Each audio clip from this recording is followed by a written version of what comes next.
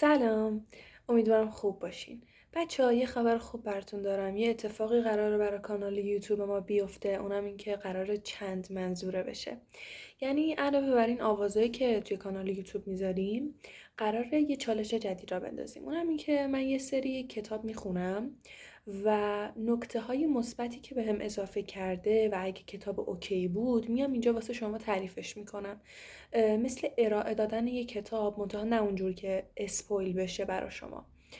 خیلی به نظرم اتفاق خوبی بود، به خاطر اینکه باعث میشه شاید آدم امکان خرید یک کتابی رو نداشته باشه، امکان خوندن یک کتابی رو نداشته باشه، بعد راجبش خوب بشنوه، ببینه که مثلا تجربه یه نفر دیگر رو بشنوه و خب به دردش بخوره، بره دنبالش و حالا بگیره کتاب رو. نکته دومی که به نظرم میاد بگم اینه که لطفاً سابسکرایب کنید، لایک کنید، حمایتتون خیلی خوشحالم میکنه.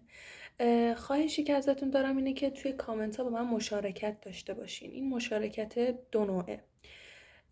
نوع اولش اینه که خب شما اگه یه کتابی رو که دوست دارین من بیام راجبش اینجا صحبت بکنم و توی کامنت ها برام بنویسید.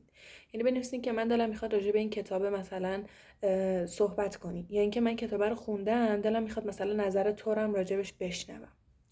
نوع دومش هم اینه که بیاین اگه مثلا حالا من یه کتابی رو خوندم و اومدم راجبش صحبت کردم، شما بیاین برام از تجربه های مثبتی که راجب اون کتاب داشتین یا حتی چیزای منفی که مثلا ازش پیدا کردین، اون مثلا خط قرمزایی که توی کتاب بوده، بیاین اونا رو هم بگین. تجربه های متفاوت آدمو باعث میشه خب یه نفر که مثلا میخواد بر اولین بار داره با اون کتاب مواجه میشه خیلی راحت تر باش مواجه بشه، خیلی بهتر بفهمتش، کلا بفهمه که برم سمت این کتاب به من میخوره یا نه. حالا توی این ویدیوها قراره چیا رو بگیم، قراره چجوری راجع به این کتاب رو صحبت کنیم. اینه که من یه کتابی میخونم میام میگم که اوکی مثلا اینا نکته های مثبتش بود، من این چیزای منفی رو از این کتاب دیدم، مثلا من یه مشکلی داشتم که این کتاب این شکلی به من کمک کرد، این نوع آدما میتونن بیان این کتاب رو بخونن و یه سری ویژگی به شما بدم که ببینین کتاب اصلا چه شکلیه. و لطفا این ویدیو رو هم لایک کنین، سابسکرایب چنل فراموش نشه. خیلی ممنونم ازتون و